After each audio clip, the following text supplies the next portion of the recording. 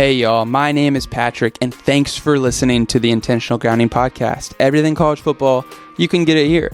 This is the first week of the college football season, our third episode of this podcast season. This week, we're going to dive into some conference champion predictions. We'll look at some of the games of the week, and you'll hear some of the news from the past week and from week 0 in this episode. So thanks for giving us a listen.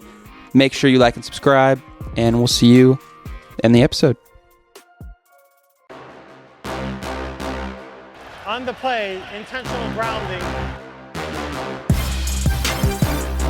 Intentional grounding on the offense. Intentional grounding, number 1. Intentional grounding. Offense, number 15. Focus, because we're live. Hey, what? Welcome in, everybody. Intentional grounding. Week 3. Well, 1 of the football season. Episode 3. And we just had episode 2? Is that why this one's 3? This is 3. This is third episode. Okay. Week 1 officially starts this week. We got college football week. It's your host, Gilly, Binky, Jackie, and Ricky here to bring you all of the college sports news and updates and the best takes and betting picks you could find. So welcome in, gentlemen. How's everybody feeling? Great? Feeling pretty good. Binky? Sad? Do you want to tell the viewers why you're sad? I was involved in a hit and run accident on the way here. I'm going to go ahead and get on my soapbox real quick. If you know anybody that drives a old silver Dodge Ram with a red engine hood, please hit my line. Police report is already filed. Spirits are down. And stay safe out there on Stony Brook Road. That's all I got to say. Don't be that person. Yeah. Like, don't. If you hit, on. don't run. And if you run, don't hit. I think that's good advice. That's what they say. Good advice here. So, shout out to that truck. We're not happy with you. You're on my shit list, buddy. And keep a lookout out there. Don't drive. So for today, we have our agenda items. We have a couple of updates. We had week 0. We had Florida State shocking the world yesterday with how bad they played. We had some other good games to talk about. So we'll get into that. We have some conference champions and playoffs outlooks to talk through, as well as we have some week 1 predictions for some big games to get through today. So tight episode. Thanks for joining. And our betting corner. And our betting corner we will be releasing. So if you want live bets from us and predictions from the best, we have our friend DT3, who is a bet master, who's going to give you these updates. I can't wait to roast all these picks. It's going to be good. Definitely bet at least $25 on these picks. They're going to make you free money, and free money is great for the economy. So we're actually helping America by doing this. So does that need a disclaimer in any way? That needs a major disclaimer. Why? We are not betting professionals whatsoever. Oh, that's right. We do this for fun. That's right. You have to say that. Please do not take any of our picks seriously sometimes. That's right. We are not the reason that you lose money if you lose money. That's right. But these are locks. That is the disclaimer. That's what people say. These they call them locks. Hit. I promise this 8-leg parlay is going to hit. Thank God Patrick is here. Pretty good. Yeah. Thank you, Patrick. Other housekeeping items. We have an X now. We wanted to get on there. I created it, so keep a lookout. It's an Intentional Grounding Pod. Both Binky and I looked up at the same time. Sorry. We have many X's, but we have an X account now as well for the podcast. So, hit us with those tweets and replies. We'll be posting pictures daily and some links that you can subscribe to for exclusive content. So as far as... on top of that, you can email us at intentionalgroundingpod@gmail.com, and we'll take your questions seriously. If you want to hear those questions or topics discussed next week, hit them up. We've had a bunch of people calling our line wanting to yell at us, and that's fine. It's a free country, but if you want to email us these questions, that'd be a lot easier for us to go into together. So anything I'm missing, gentlemen? Yeah, well, you could also fax. Do we have a fax? Yeah. That's a joke, guys. We don't have a fax number. That's So it. dumb. I was just going to say, So if you're dumb. involved in any type of hit and run incident, you also email us your tips and Yeah. context, and we will do our best That would be best. Again, it was in a honor If you were of the perpetrator. Sunday, August 25th. Yeah. silver Dodge Ram, red Maroon yes. engine Red hood. Yeah. I'm sorry. I'm so I'm sorry. a little out of the Sucks game. so It's gonna bad, take me a man. minute to calibrate and get my head in the game for this pod. So Well, Yeah. y'all you got keep- about Hey, you're good. you got about 4 news segments real quick to think about. Yeah. I'm gonna yell at Gilly for one of his takes, so you Yeah. got plenty of time to Yeah. get ready. So let's start with it. Let's just get into it. So yesterday was week 0. We had Florida State, number 10 in the country, playing in Ireland versus the Georgia Tech Yellow Jackets, a premier program. Used to run the triple option, but now they can throw the ball. And what happened was that the number 10 team in the country looked very bad. They looked like they did not practice all summer.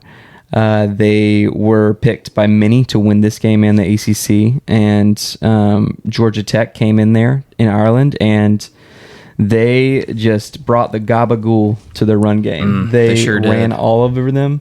They ran the ball. They passed the ball. They wore neck braces and then walk-off kick to end the game. And now Georgia Tech is potentially playoff bound. Some are Questionably? saying, and by some, there's really only one. I saw it on ESPN's top 10. They posted it. Georgia Tech, their schedule. Let me read this schedule to you, Jackson, before you judge. Georgia Tech played this game, so now they're 1-0. They're also number 1 in the ACC currently. Okay. They are. Yeah. They are. Yep. They played. It's hard to argue with the facts. So that's a dub. So that's 2-0. huh. Syracuse, great game. That'd be a great game. 3-0. VMI, FCS team, 4-0. the fighting Bernie Sanders. So they'll be 4-0 going into a game versus a very good Louisville, where they'll be matched. Hit or miss, that's 5-0. Then they go to Duke. Duke is trash. Obviously, as we said here before, they're not going to win anything. North Carolina is not anything. They go against Notre Dame after that. Great powerhouse game. And then they end with a very strong end of the season against Virginia Tech, Miami, NC State, and Georgia. And then, so we're looking at least one loss. At most, Right. I'd say 2 to 3 losses. They Georgia Tech literally has the hardest schedule in the ACC this Yeah, year. that was a really well-framed way to say that their schedule is horrific. Yeah. Yeah, so they're going to be 4-0 September 21st. Or no. Yeah, going into Louisville, 4-0. And then by the end of the season, I'm projecting 1 loss. I'm project 2 losses. They're in the ACC championship. Nice. So 10-2, Yep. ACC championship. And then magic will just happen. The way they play, they can beat anybody. I love overreacting. Yeah, off of week 0 in Yeah. Ireland. And yeah, They were good. I mean, they looked. what was really weird about this game for me was FSU's defensive line was supposed to be like one of the top 2 in the country. They might be. And it did not, like, they did not play that way. Like the softness that you saw from that team was pretty crazy. Yeah. Georgia Tech, I got this doing some research. These stats pulled up. I got some stats pulled up. I want to be informed. It's crazy. I don't know where this went. Oh, here we go. So there were only 14 possessions in yesterday's game, and that was the fewest in any FBS game played since November 28th, 2020. So Georgia Tech said, we're going to slow the game down. Yep. We're going to reduce the amount of variance in this game. We Yep. want it to be slow and methodical. We're going to run the ball. We're going to stay within striking distance and try and pull away at the end. Yep. And they were able to do that. And I thought the game plan from their defensive coordinator, who was from Duke, great game plan. To, Great name. Tyler Yeah. Santucci. Santucci.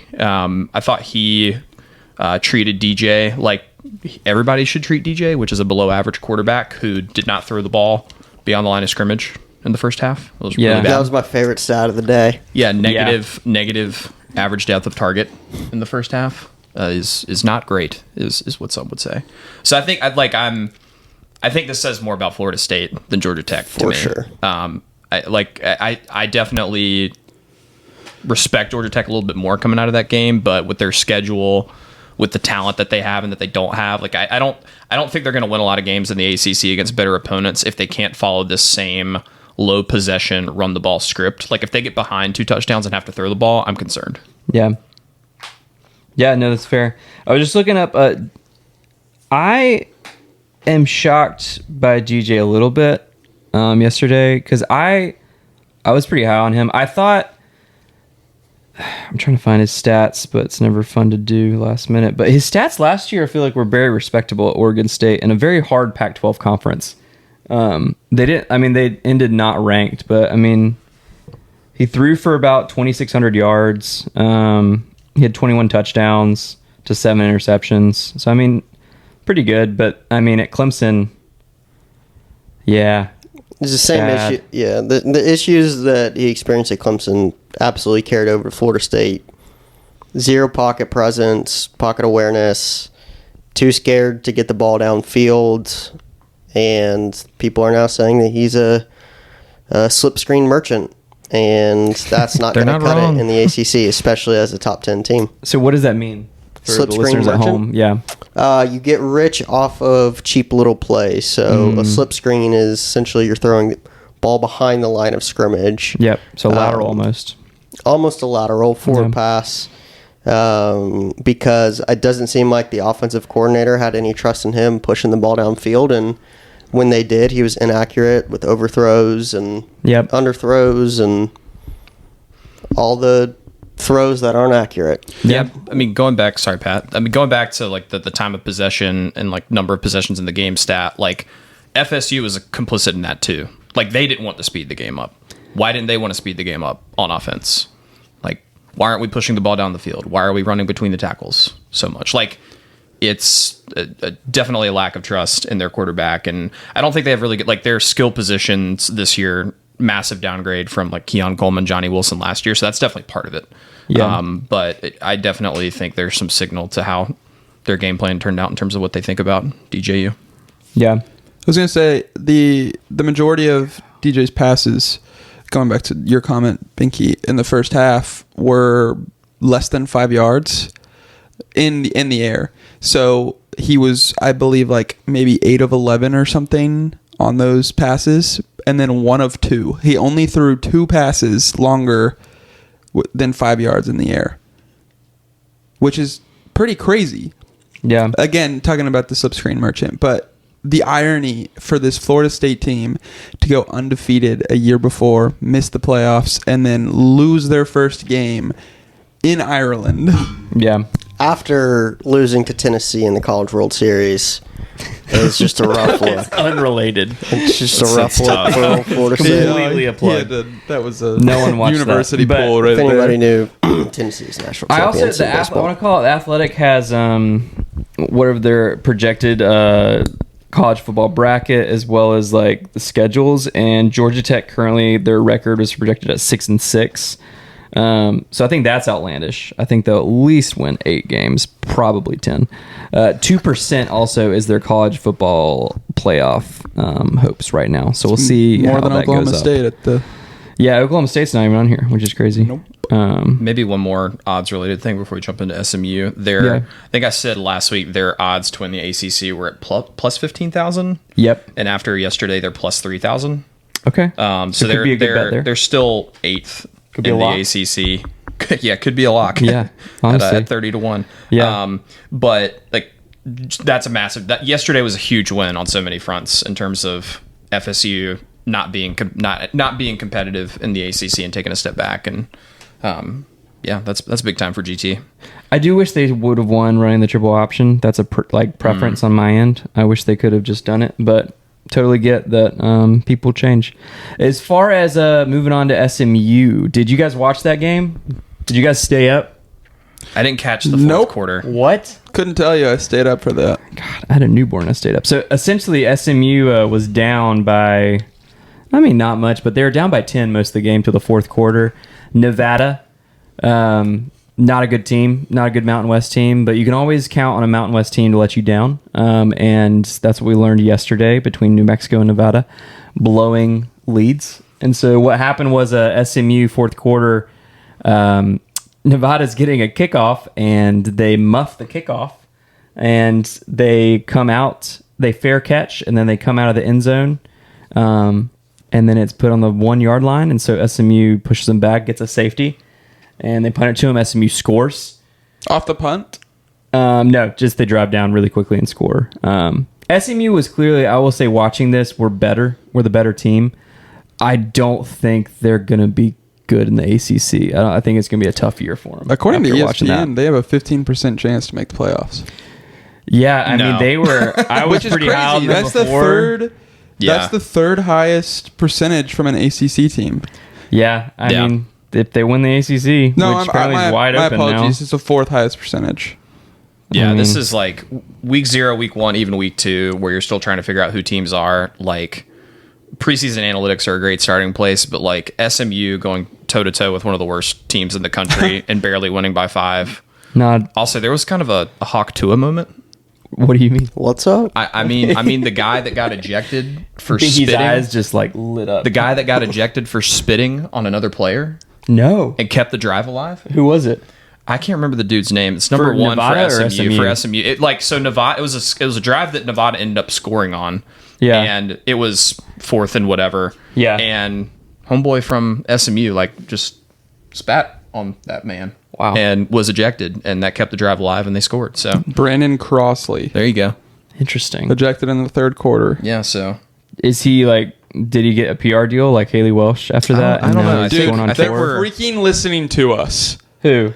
Hawk Tua girl. Wow. 2 ads for it. Well, no, That's that's from pretty your crazy. recent like search history. It looks Oh like. yeah, you're right. But yeah, going Tough into I guess that SMU just kept getting in their way, and then they finally showed that their quarterback is good. I will say Nevada's really bad. How do you even see that? How do you even see the spitting happen? I don't know. I think that's what SMU coach Rhett Lashley was asking the ref when he basically gave them 7 points. But Yeah. he saw what he saw. Stand on Crazy. business. Okay. Moving on. Next question. After seeing these, we had Montana State beat New Mexico. Montana State's an FCS team, and they were It's a favored. Florida State team. They were favored by By like FSU team. Like 2 scores. Yeah, by 2 scores, which is crazy. So first FCS victory over an FBS team has already happened in week 0, which is crazy. And Montana State's really good, so shout out Montana State. They played well. They have a cool stadium in Bozeman. I think it's in Bozeman. And it's like very cool program. I hope that they stay FCS because it's cool to have those Dakotas and Montanas just keeping it consistent there. But I have a question for y'all. How would y'all fix week 0? Because to me, it's such a tease. It's like one big game in Ireland. I want a little more. I've got a great idea. Do you? Get rid of it. Okay. It doesn't need to exist. Why does it exist? I like that they're playing football already. Yeah, but why? It solely exists so these teams can have a bye week later Yeah. in the season. It's about the money. Yeah. It is about the money, but if it's about the money, then why not just call it week 1 and play 13 games instead of 12? Yeah, I guess you could do that. But Maybe- week 0 is kind of fun. If they could keep it like kind of a tease, but give me more tease, that'd be great. Like it would have been. What does that look like for you? Me, I love Ireland. I love that's cool. That's a cool game. I like that Notre Dame, I didn't have to watch them play and learn how to play football again like they do every first game of the season. So that was better than Nebraska versus Northwestern a couple years ago where they just also did not know how to play offense at all. But I think if they could honestly like keep the hype, add it as a mini bowl atmosphere, like maybe they keep this Ireland game, maybe they add another like someone said yesterday a Vegas game. Like a Was that double you? header or something. A Yeah. double header in Ireland would be sick. Yeah, that'd be awesome. Like you Or just you doing Ireland, England? Ireland, England. That'd be interesting. One's a noon, one's a 7:30. Yeah, could do like Guess you can't do 7:30. Yeah, time you can change. almost Or do you like could a do bowl, 7:30. like a Make them play like a midnight. What time? What time? Like 1:30 a.m. game. Oh my god. It could be like a celebration type like bowl atmosphere. Like you could go like not Myrtle Beach, but like Hawaii or something. Like although Hawaii did play last night. I'm gonna be honest. I loved yesterday. Like you had one marquee game that everybody was gonna watch. You had a bunch of other really like crappy games on the surface. Like if you're a sicko, you're looking at like Montana State, New Mexico, and you're like, yes, this is great. I don't know. And it played I out watched that it way. all. Yeah, right. And- Well, it was a good game. Who are Yeah. we? We are the Yeah. sickos, right? Like I thought like it was the perfect. Like if I could choose to have football the weekend before Labor Day weekend or not, I would say yes. Like I will watch anything. Yeah. And you had just enough to keep you drawn in. There were some good games. You've got a game that impacted how you look at the national race in the ACC. Yeah. Like, I thought it was a good recipe. It's definitely not perfect. Yeah, I want more teas, As well, we have another segment here. It looks like was added in after we did our prep. So I guess Binky, if you want to take it away. What did you want to talk to the people about today? Very similarly to DJ Poopy Stinks being a slipscreen merchant, I think that the University of Colorado can officially be labeled as Middle East merchants. Okay. Why, literally. Alex? Yeah. Oh, I'm so glad you asked. Yeah, why? Why do you think Report came out on the 22nd. Article written by Jeff Hauser and Jason Jones on SportsIllustrated.com announcing that University of Colorado, has been seeking NIL funding from Saudi Arabia's PIF. Wow. The PIF. And what is that for the people at home? PIF? Like, what is that, the significance of that? So, I'm not sure. Well, this isn't necessarily... Well, I'll just get into it. If Live Golf is a Middle Eastern run golf league that can pay out the wazoo with the oil money out in the Middle East. Yep. And a lot of people, I think Florida State was involved in some of these discussions about a year ago. With the PIF fund? Looking to just get a leg up financially, granted the current state of college football. Yep. University of Colorado had, I think it was their offensive coordinator, one staffer over the summer in the offseason had done trips out to the Middle East to try and get NIL funding from the Middle East PIF. What PIF stands for, I do not know. But this Colorado staff has just been at the forefront of some pretty innovative business ideas during Deion's tenure with Colorado. NIL funding's no different. Okay, I found it. Trevor Riley went on the record about trying to pull in funding for the school's NIL collective. He expressed to Sports Illustrated that there were no bad feelings between anyone with the program, but rather... Okay, yeah, so he got fired for this, actually. Never mind. No beef. No beef whatsoever. He said, on quote, I went to Saudi Arabia and got a meeting with the Saudis who are interested in pursuing business with the university. I have email receipts to prove it. Riley said he acted on his own accord trying to pull in donors, claiming he had nothing illegal, which I guess is not illegal. No. I think he knows that in order to be competitive in this new landscape of college football, you got to have money. So are you talking yourself into your own segment of like, oh, maybe it wasn't that bad? Because that's what it's sounding like. Maybe. I mean, we don't have to worry. My unit school doesn't have to worry about it. So. You texted us this week and said, I got a lot of things to say on this. I do. I do like hearing you work through it live, though. That was like... I'm still thinking about that Chevy Silver, that Silver Dodge Ram. I'm obviously biased on I like Colorado and think they're fun, so want to see them succeed. But I do think this is, I mean, if you're against Saudi money, you're probably gonna be mad by this. I do think it's innovative, to try and go and reach extra funds for Colorado, who wouldn't really get as much funds as Alabama for NIL. It would be cool if they could that'd be insane if they got millions and millions and millions from overseas money, but it would be it's always kind of sticky when you go that route. Yeah, I mean, I think the bottom line is you can have all the money in the world and go and buy the best recruits, best transfers as much as you want, but you still have to have a good, coherent, competent coaching staff, and I don't think that exists at Colorado. Yeah. So, I mean, I think, go for it. Go and seek that money, but figure out what to do with it if you start to land these guys. Yeah. Anyways, that's all I got to say about that. Maybe the last thought here, the more money that we see go into the sport by people that are not aligned with what fans care about, tradition, matchups, quality of games. Yeah. The farther I think we're gonna stray, conference realignment, right? Teams losing valuable rivalries, fans losing valuable game day experiences, Rutgers playing at USC, all this stuff. The more money we see injected into the sport, the more that the outcome is going to be oriented around return on investment than quality and what's happening with the sport. So I understand it from a dollars and cents perspective, all the money flowing in, but it does, as a fan, give me a little pause around like what the future is going to hold. Like that, I think, kind of stinks, but can't control it. So.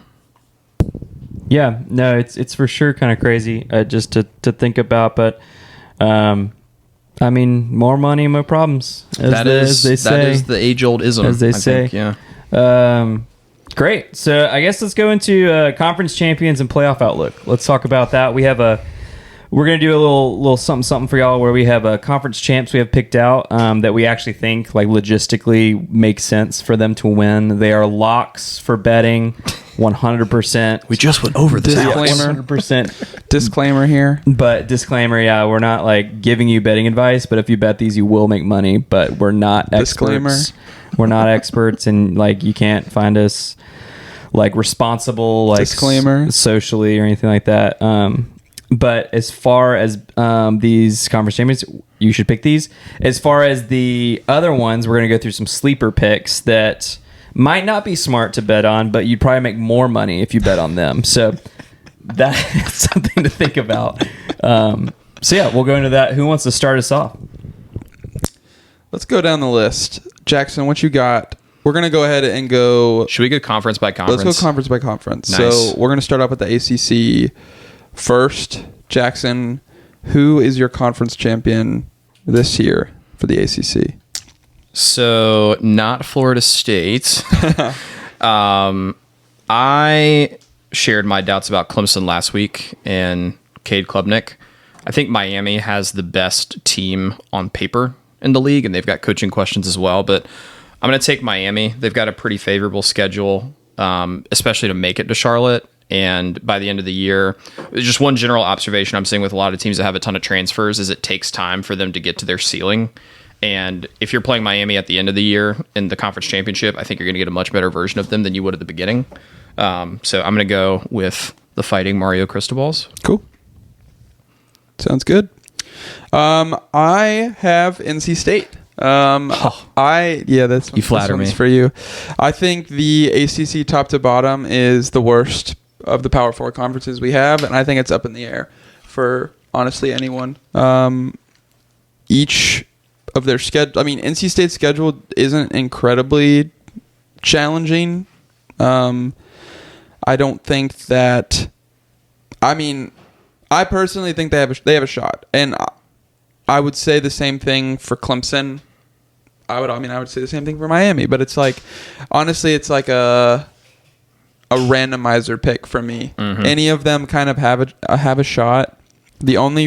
Technically the only two ranked teams as of right now that State have on their schedule are Tennessee and Clemson. I just added both of their names together. Tennessee and Clemson, and they have those in the first 4 weeks. So I think if they can make it through those first 4 weeks, maybe, honestly, if they made it 4-0, I think they have the ability at the end of the season to win that ACC championship. Speak it into existence. I like it. I like it a lot. Oh, shout out Mountain Dew. Shout out. Whoa. Not a sponsor. My conference champion projection for the ACC, unfortunately, also is Miami. I think Jackson pretty much hit home all the points. You know, I think they're the most talent-rich team in the ACC. And just for that reason, the ACC, after watching Florida State blow it, I think the ACC is pretty wide open. I wanted to put Clemson here just because I have more trust in that coaching staff and that defense than I do Miami, but this is a make or break year for Miami, in my opinion, and for Mario Cristobal. So I think they have a lot to fight for, a lot that's going to be motivating them, especially with this talent pool that they have on the team. So yeah, give me Miami. Hell yeah. Heck yeah. Heck yeah. I'm gonna go. Bzz, bzz. Do y'all hear that in the air? Do y'all hear the buzz? I hear the train leaving the station. You heard it here first. I keep receipts. I'm not overreacting. I am reacting. Georgia Tech is going to win the ACC. It's going to be Georgia Tech and the Wolfpack, top 2. Miami's going to be 3rd. And I think Florida State will actually be 4th. And I think Georgia Tech's going to run away with it. Their offense is just too hard to defend. One of their defenders has a neck roll. And that coach is got them fired up. And I'm just a believer in, if you had, it's the same way with Duke last year and Mike Elko, when you have a 7-win season that equals championship the next year. Duke did not win the championship last year in that thought process, but it does check out here. So if you want to get on the train, get behind me, ride the wave of the buzzes, and bring your bug spray because it's going to get stingy. So going into Big Ten, Jackson, Beautiful segue. I hate that I have to follow that up. I'm going with Ohio State. I think it'll be an Ohio State-Oregon matchup. Ohio State goes to Eugene. Why did you do that right into you opened it to the mic? We really respect each other here on the Intentional Grounding podcast. We're professionals. I think Ohio State will lose to Oregon in Eugene in the regular season, and then they'll rematch in the title game, and Ohio State will eke it out in a neutral field. They're really talented. They got probably the number 1 player in the portal in Caleb Downs at any position. He's a freak. Retooled offense. Chip Kelly is a quarterback whisperer, got a better quarterback. Ryan Day is angry. He is. All the things. He's So, using give Just me- for Men Extra this year. He really is. Yeah. Sponsored by. No, I'm just kidding. That's amazing. Gosh. Ricky, who you got? I got Ohio State as well. I don't want to say it, but I've got faith in Judkins, and he is going to be a powerhouse as well. Not much said. I also agree with Jackson. I think Oregon's going to win in the regular season. Ohio State will pull it out in the Big Ten championship, especially with it now being the top 2 teams instead of the one little conference or division being so lopsided. We'll actually get a good Big Ten conference champion. So, Yeah. Think? Yep. Piggybacking, carrying on, tabletopping, bubbling, whatever you want to call it. I'm going to ride with Ohio State as well. Don't need to spend too much time here. I think they're probably the second most loaded team in the country. I think they'll have the best defense in the country as well. Their offensive weapons are stupid. And, yeah, I think it's going to be I wouldn't say super easy path for them because, they have most likely they'll have to play Oregon twice. But, yeah, I think they will be holding up that Big Ten championship trophy and entering into the playoff as a 1 or 2 seed. So give me the Buckeyes, please. It's a good pick. I have Penn State winning. I went either. I think Ohio State is the better team. I think it's just James Franklin has to win the Big Ten this year, and I think this is going to be his last year at Penn State if he doesn't. I just think they're going to move on and part ways respectively. He's a great coach. They have the talent to do it. They have the fan base. They have the tradition and culture. Yeah, I went back and forth. I think Ohio State is a definitely smarter pick, but I think Penn State is can reasonably be the winner in the Big Ten as well. They're set up. And it looks like going into SEC, we all had the same picks. You guys want to say it on 3?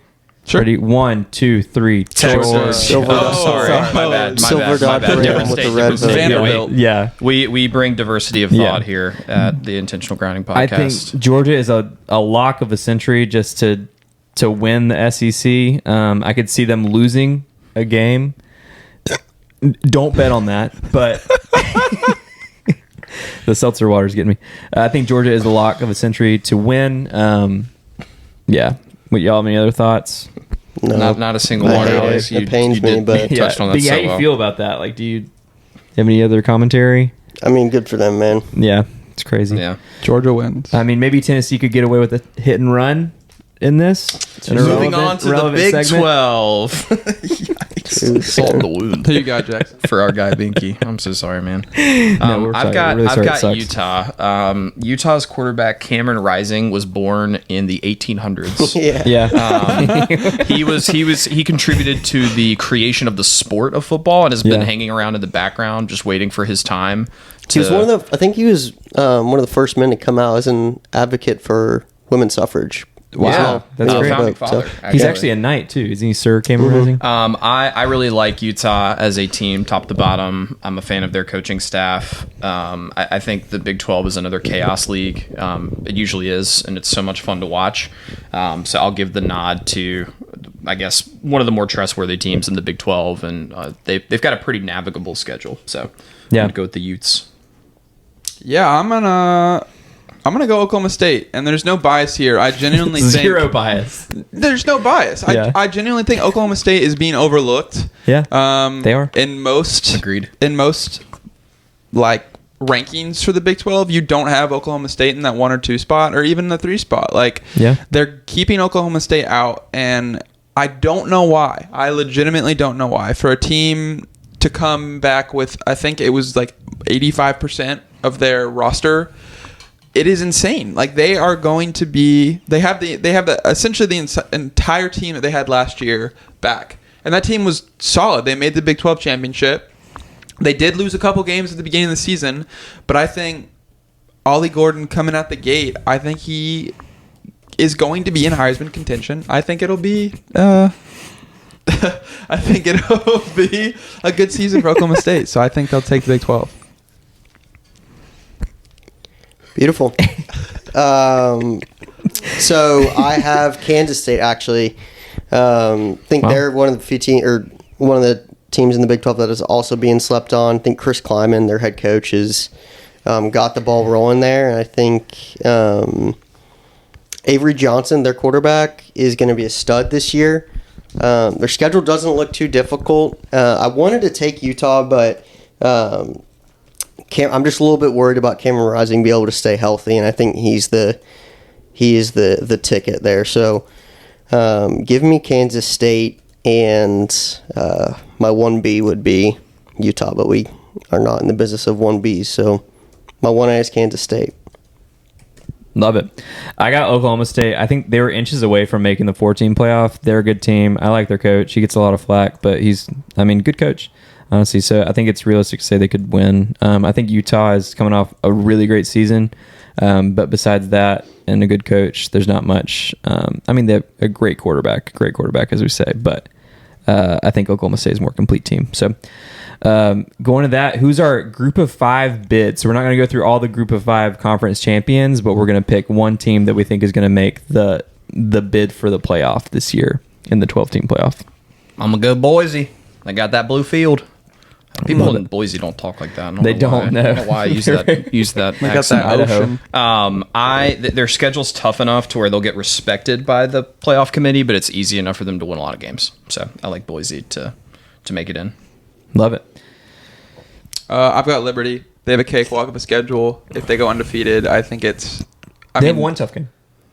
Okay, that is true. They do have one tough game, and that I will elaborate on that in just a little bit. Yeah, Jacksonville State looks really good this year. But Liberty, I think Go if they go Cox. undefeated, they're in for sure. Yeah. Yeah, I'm going App State. They're their highest chances to win the Sun Belt. I think realistically, on paper, they should, if we're just going over everything, they should lose 2 games. And I think that actually still keeps them in the conversation for like the highest ranked group of 5 team to get in. Because those 2 games could be like Clemson and Liberty. But okay, cool. I have Memphis, the Memphis Tigers. They've got some rock stars on offense. Seth Hannigan, quarterback. Rock Taylor, wide receiver.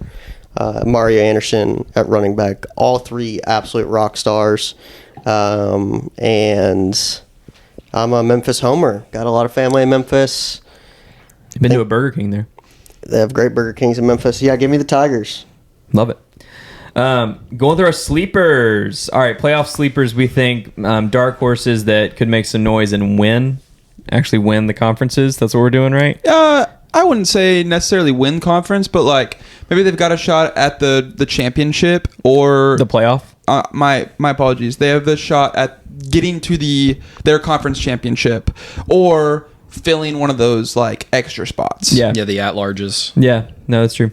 Jackson, Yeah. you got ACC. I'm going to go Vatech. Yeah. They are a team similar to what Patrick described earlier around Oklahoma State. They've returned, I think, like 95% of their starters from last year. They got a good quarterback, easy schedule. It's a very good recipe for a sleeper to wake up. Love it. I've got Louisville. They missed out on the AP rankings. AP poll by one team. Like, they were the 26th team, I believe. I think they can make some noise in a weaker ACC, and we'll see kind of what happens towards the end. Love it. Give me Florida State. I'm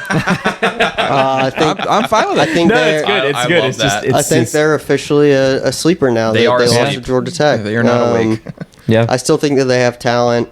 I don't think that their season's over. I mean, the hill to climb to get back into the playoff is going to be pretty difficult after losing to Georgia Tech in the opener, but I still think that this team has some talent left to show. So, and Mike Norvell's a hell of a coach, so I think he'll be able to figure this out. He's So. a good coach. I got Virginia Tech as well. No reason besides everybody on game day said that to look out for them, and sometimes that's true, and that's relatable to the fans. Game day's gospel. That's right. All right, Big Ten, Jackson. USC. I think everybody's fading the Trojans, and rightfully so. But they've got some serious offensive upside. I like their defensive coordinator hire that they made, and they will likely lose more than 2 games. But they've got a schedule that if they go 10-2, and even don't compete in the title game in the Big Ten, I think they could still make it in as like an 11 or 12 seed, or 11 or 10 seed. So Yeah. I think they're a good candidate. Yeah. I've got Iowa, defensive powerhouse. At worst, I think they'll be 10-2. Yeah. At best, they could go undefeated. They've got Ohio State on their schedule, and that is it. So I think they could easily make the playoffs, more so than some of these other Big Ten schools. Yeah. I hate them, but I have Iowa as well. They're consistent. Wow. They're a consistent 10-2 team. Always have a pretty good defense. And yeah, I could very much so see Iowa sitting at 10-2 at the end of the season. Very much so being in that conversation for one of the at-large Big Ten bids. Love it. I have Nebraska, the Cornhuskers. This is their season. This is Matt Rule. Is not his job. He's not on the hot seat really because there's no expectations for Nebraska. But there are expectations for him. Third year of the season, or third year is usually when he's turning around historically at college football teams, not with pro football teams, which is a very different story. But they showed some promise last year. They had some good games, close games that they lost. So I think that they could actually make some noise in the Big Ten as well. Love it. SEC, Jackson, who you got? I've got the Aggies of Texas A&M. Texas A&M has never had a talent problem. They have had a Jimbo problem, and Jimbo is no longer there. I like Mike Elko a lot. I think he's a great coach. He gets Texas A&M, having been a DC there before. They got some really good transfer pieces, and Connor Wegman is kind of an underrated QB, I think, nationally. Where was he from? Did they get him? Connor Wegman? Did they recruit him, or did they get him in the portal? He was a high recruited. school recruit. Recruited? Okay. Yep, that came in. I'm excited to see played him. a little bit last year in Flash, so I'm going to go the Fighting Mike Elkos. Love it. Cool. I'm going to go Mizzou. Let's go. I know at first glance, maybe you wouldn't think that they're a sleeper because they're technically already in the playoffs if you would start the season at the beginning of the season. But they are in the they're ranked 5th out of the SEC teams. And we could see a bunch of SEC teams make it in. However, I think Mizzou, with their pretty easy schedule, I would say, as far as SEC schedules go, their schedule is a joke. they can make some noise and they could slide on in there. Yeah. I have Tennessee. I think they have the best defensive Homer. line in the conference. I think Nico is going to be an absolute rock star. Probably have the deepest wide receiver room in the SEC as well. Our schedule's pretty tough. Granted, we have to play Georgia and Alabama every single year.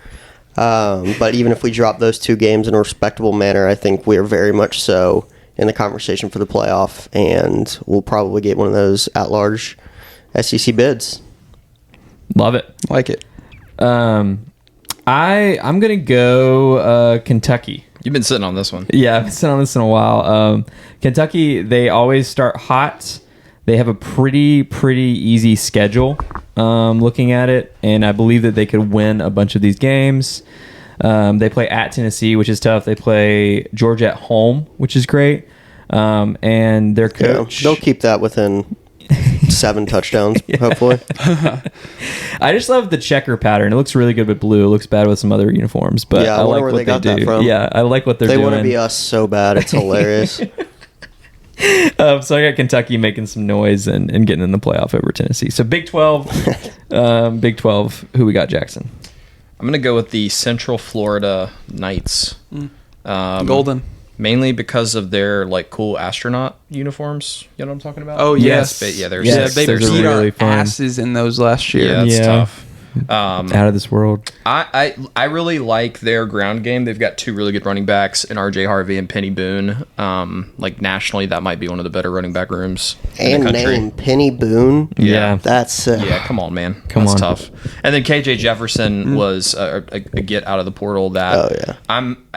I don't know that I'm as high on it as national folks, but I do think pairing him with those 2 guys gives them, and Gus Malzahn, who loves to run that option offense, some pretty lethal weapons. So they could be one to watch. Love it. Yeah, I'm piggybacking there. I also have UCF.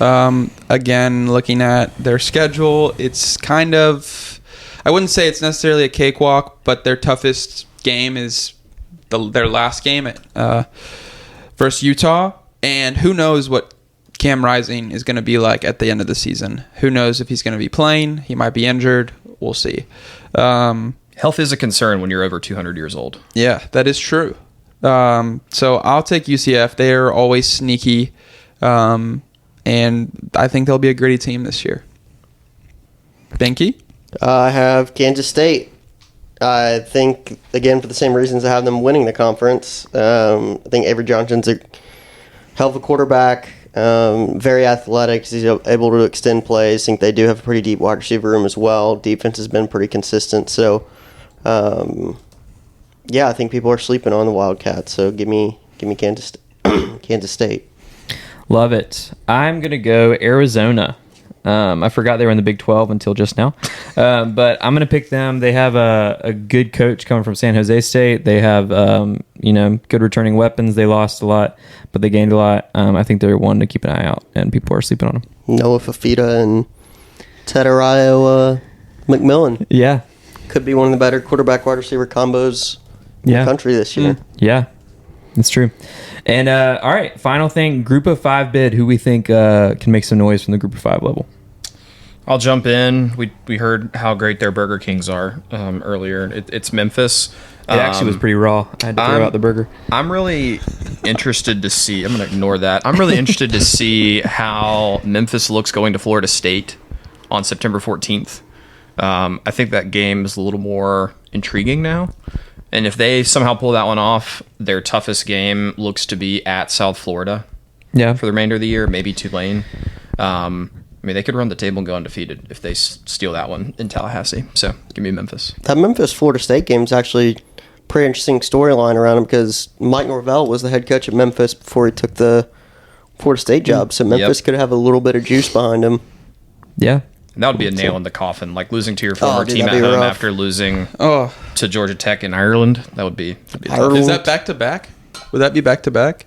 Or no? Do they play later in the season? Florida State or Yeah, Florida State. Florida State's got 2 games between Okay. now and then. No, just 1. 2. I'm not sure. Yeah. More than 1. Yeah. Well, Alex said it earlier, but I'm picking App State. Let's go. For the sleeper. Again, I think they could go 10-2 easily. However, I think if they I think that win over Liberty means more than the win at Clemson would mean to the committee, especially if Liberty is also 11-1. Are you saying if they beat Clemson, it wouldn't mean anything? I Or think no, it would. Yeah. But I think if they lost to Liberty, that'd be bigger than losing to Clemson because they're expected to lose to Clemson. Is that what you're saying? yes, Yep. because if they lost to Liberty, I think their playoff chances go out the window because Liberty could win all 12 games Yep. still. Yeah. You're competing with Liberty. You're competing Yeah. with Yeah. Liberty for that spot, so I think you need to beat Liberty at all costs. If you lose to Clemson, it's fine. Put up a good fight, but I think App State has a chance. They could go undefeated. They legitimately could go undefeated. It would be really tough to beat Clemson, but I think they could do it. Yeah, I mean, if they went undefeated, they'd be in. Insane for me. Yeah, great pick, Pinky. I have Texas State. I think all these. If we're talking about sleepers, I wouldn't consider some of the other teams we've already mentioned as sleepers. I think Texas State is one of those. Why? I don't have a ton of backing to this one. I just saw that national media is pretty high on them, and they actually have icy white jerseys or uniforms for the first time in school history coming out this year. So keep an eye out for them. Yeah, I've got Texas State too, and that's actually a really good pick. I think that they're in the Western Division. The Sun Belt is the only league with division still, and so they escape playing anybody in the East. So any App State, Coastal, Marshall, any of the good teams in the Sun Belt. Their schedule is really easy. They could go undefeated looking at the schedule, to be honest. They have been on the up. They also, in the transfer portal, they got JMU's quarterback, Jordan McLeod, from last year. And so he's really good. And so Texas State, they could be undefeated going into the Sun Belt Championship game against, App or... I don't even know who else would be in the East. Maybe Coastal. But, Texas State, my sleeper as well. Cool. That is our sleepers. That is our conference champions. We're going to do this new segment called Betting Corner with our guy DT3. We're going to transfer over to him real quick. Right after his messages, we're going to go into our predictions for week 1. So, DT, what you got? Hey, Intentional Grounding listeners. My name is Juice, and I'll be your host of the Intentional Grounding Betting Corner. As part of the Betting Corner each week, I'll come prepared with a simmed game that I want the guys to sim via NCAA. I'll come with a free money bet, my best beat of the week, and then my game of the week, and a few other picks I like mixed in there as well. Throughout this year, we'll track and see how I do. If you ride with me, see how you do as well. But let's get started with the simmed game of the week. I found a wild line. Temple plus 43 versus Oklahoma. That's minus 110 odds. I have to imagine a video game will tell us the truth on how bad Temple is or how good Oklahoma is if they can stay within 43 points. So that's my sim game of the week. My free money game is Florida money line versus Miami. That's currently at plus 120. The reason I feel like that's free money is, Billy Napier is backed against a wall this year and they have one of the toughest schedules in the SEC. I see Florida coming out pretty hot and rolling over Miami.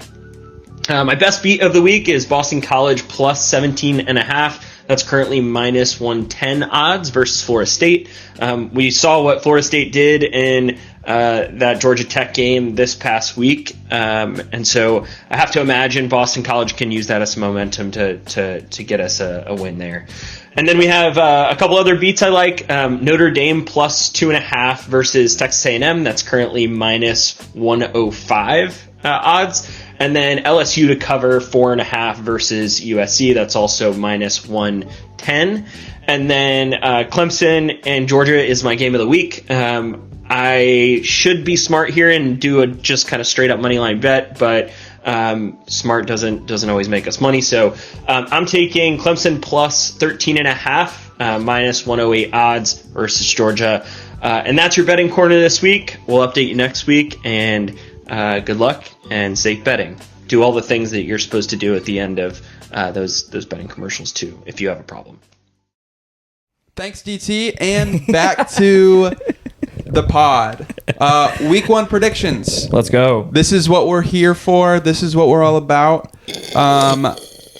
What do we got? I think game 1 of the week is Penn State at West Virginia. Penn State has the spread 8.5. What do we think? We'll start with Jackson. You got Penn State, West Virginia winning that game. I'm going to try and not overthink this. I would love to take West Virginia because I think their quarterback is electric, but I think Penn State has such a talent advantage that I'm just going to rock with the Nittany Lions here. And like this being the noon Eastern kickoff game, I know we've got another one with ranked teams later that we're going to pick, but like this is a beautiful way to start the day. Like bad blood rivalry goes back decades. Like I'm super excited for this one, but give me Penn State. Love it. I'll go next. I got Virginia of the Western Hemisphere. Or that's not right. West Virginia, the state. It's not wrong. It's not wrong. It's not incorrect. I got West Virginia beating Penn State is my pick. I think West Virginia is going to show up for this game. It's in Morgantown or Morganton, however you say it. Is it Morganton? Michaela, look that up. So essentially, yeah, I think going in there is going to be hard. They've had some good teams past couple years, and I think they're officially back. So give me West Virginia. Nice. Don't have a ton here. Give me Penn State. Think they're wildly more talented. I think it's going to be a close game, though. Just granted, it is in West Virginia, but I think Penn State is going to pull this one out late. Love it. Nice. I've also got Penn State. However, I don't think it's going to be close at all. I think it's going to be Blowout? 2-3 score game. And I don't think it means anything that it's at West Virginia, to be honest. Okay. Yeah. Don't listen to anything I said. on to game 2 of the week. We've got Miami, number 19 ranked Miami at Florida, 3:30 kickoff on Saturday. Jackson, who's your pick? The heat index in Gainesville, Florida is going to be 130. Oh, my God. That's not a real meteorological thing. But it's going to be hot. Yeah. It's going to be hot. It's going to be really humid. Just an armpit outside. I picked Miami to win the ACC. I also talked about how heavily laden transfer teams need a minute to come together, and they've got a lot of new pieces and a lot of transition from a schematic standpoint with Cam Ward, I think. So I'm going to go actually with Florida here, with the idea that Miami gets a lot better as the season progresses. And I think this is a really big win for Florida before they get absolutely hammered by their difficult schedule for the rest of the year. That's fair. I'm gonna go Miami here. I think they pull this out in Florida. I did not know the heat index before I made this pick, so that is a factor. But I think this is Miami's moment. I think Florida is not gonna be good this year. Yep, I have Florida as well. I mean their schedule is just absolutely ridiculous. So their backs are gonna be against the wall pretty much in every game. So I think they've listened to a lot of the crap talk that's been taking place on their behalf this offseason. So I think they're going to come out jacked, ready to go. And people forget that Graham Mertz, the quarterback last year, was, I think, in the top 5 in passer rating for the season. So give me the Gators because I still think Miami's frauds. Love it. I'm taking Miami. I think their offense is going to be a little too fast-paced, a little too powerful for Florida. I think Florida's going to have it out for the rest of the season, and they're going to start off in a really negative light. But, I mean, I don't know. I like this game. I like that the spread is really small. Yeah. I think it'll be a good game. It's gonna be hot. Yeah. I've heard a lot of influence from the new video game GTA 6. Yeah. Will be shown at this game. Yeah. That's big. Yeah, that's huge. Big news. That's so big. Anyways, moving on to game 3 of the week, we've got USC LSU. This is a Sunday night game, 7:30 Eastern, and I believe it's in Vegas, right? Sure is. Yeah. All right, Jackson, start us off. Who do you got? Are they playing this in the dome or in the eye? I think Allegiant Stadium. Yeah, oh, not in the Sphere. Not the Sphere. Not in the Sphere. That'd be Oh my God, can you imagine? So electric. Gosh. Go Tigers. I'm hopping on the LSU train here. I really like their quarterback, Garrett Nussmeier. They've got a lot to replace from last year, but they are really good on both lines of scrimmage. I think Nick Saban said yesterday on game day that you can shake a tree in Louisiana and find elite skill talent, were his actual words. So I think that's a good recipe to. He also picked Memphis State yesterday, which Yes. is awesome. Yeah. Which is not He's having a bit of an adjustment to his new role. I thought he was pretty good though. Yeah. So I'll take LSU. Love it. I got LSU as well. No comment. And that's why you listen to us on the Intentional Grinding podcast. Give me Southern Cal here. I think Garrett Nussmeier, their quarterback at LSU, is going to be really good, but I think it's going to take him a little bit to kind of figure things out. LSU's defense also was absolutely horrendous last year. Their worst defense in the SEC, or second worst defense in the SEC. Shout out Vanderbilt. They did bring in Blake Baker, the DC from Missouri. All good signs for LSU, but I think it's just going to take them a little bit longer to kind of figure things out. And Miller Moss, the quarterback at USC. Rumor mill is saying that he's a stud, and they've got one of the fastest wide receivers in the country in Zachariah Moss. Wow. Or Zachariah Branch, excuse me. I think LSU or USC is going to pull out a stunner here and beat the Tigers. Love it. Nice. I'm gonna take. I think I'm gonna take LSU. I think they're going to just pick up what they had last year. They're gonna move forward with that Heisman quarterback success, which he's not there anymore. So Yep. you know. To be honest, I don't know why I'm fully taking. Well, I'm trying to think like I don't think USC is even close to being good anymore. Yeah. Like I think they're fraudulent. Okay. Totally. I think the F-word out. spread is ridiculous. I think LSU was going to smack the, excuse my language, living shit Wow. out of USC. Sorry, kids. And I mean, last season's first game for LSU, they got kind of blown out by Yeah. FSU. So I feel like But FSU went defeated too. So they it was did. like- They yeah. totally did. I can see a revenge season coming here for LSU. Okay. Again, pushing for a playoff spot Yeah. with the 12-team format. I'm going to take LSU here. Love it. And then on to our fourth game. This is a big one. We've got Mike Elko taking on Riley Leonard. Yeah. Now, Notre Dame in College Station at A&M, 7:30 primetime game on Saturday. Jackson, who do you have? I like the Fighting Mike Elkos here. I think there is something to Mike Elko having coached and developed Riley Leonard and maybe knowing how he operates his tendencies really, really well. We talked last week, Notre Dame lost their starting left tackle, and their depth there is not awesome. I know Texas A&M has Nick Scorton, I think, from Purdue. They brought in. He's a terror on the edge. Like I don't know that Notre Dame's going to be able to go in there and win the big game in the arena like that. So I'm going to go with Texas A&M. Love it. I usually would take Elko in this. I think I'm more of a believer in Riley Leonard right now as this year 3 starter for like first time for a big program. I'm more a believer in Riley Leonard over first year Mike Elko. I think second, third year Mike Elko, I would 100% take them. I think he's got to get his groove going. I think Riley is just too, even if you've coached him, he's pretty hard to defend.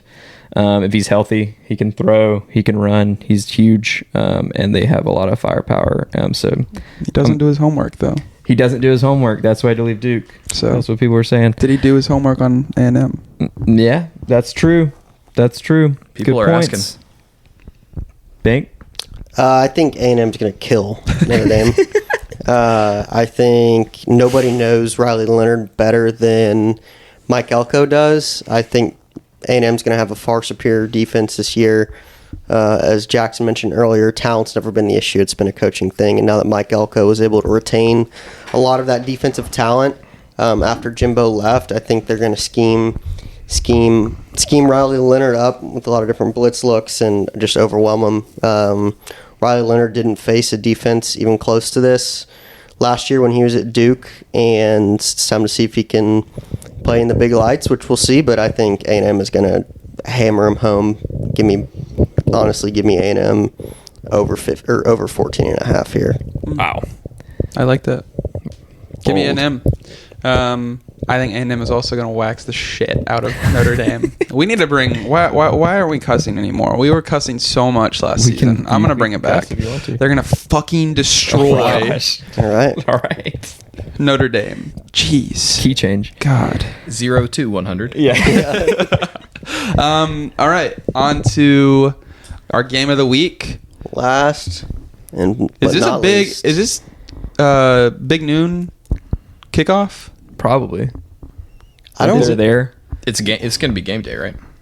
Or is game day somewhere else? Do you think? I would. think I mean, it I is would there. think game day Game might day be. isn't good. I'm pretty sure game day is Notre Dame. A&M. That's what I was Oh, thinking. okay. Yeah. Which is crazy. Yeah. Yeah. But So Clemson, Georgia. Clemson, Georgia. Yeah.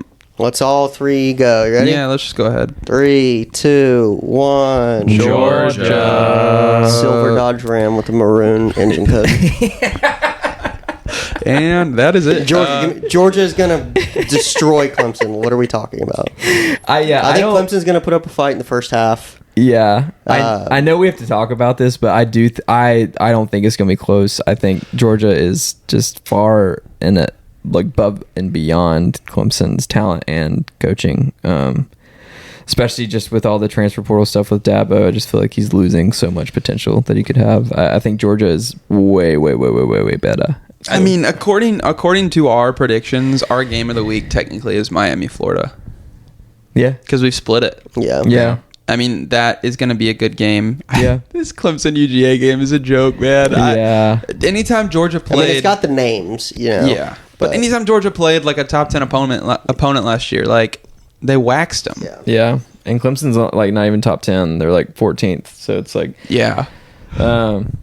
yeah. My only thing is like Clemson's gonna get waxed by Georgia, and then they play at home versus App the next week, and I'm just like, I just wish that they would win and be on their high horse. feel good. Yeah, and Take then their eye off the ball a little we bit. can strike a little bit, I but think it's possible we might be giving Georgia a little too much like grace coming Maybe. into this year. But if we are doing that, like I still think Clemson sucks. they've earned it, dude.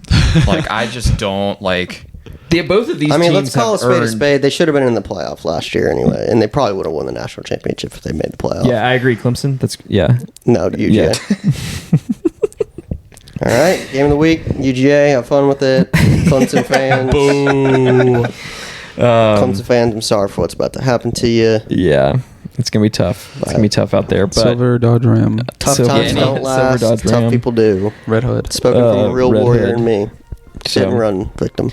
That's our show, guys. Thanks for tuning in. Thanks for listening. Let us know your thoughts. Like and subscribe. Email us. X at us. Is that what you say? Or tweet at us? Tweet. I think I still tweet. Yeah, just tweet your X's at us, and we'll see you next week.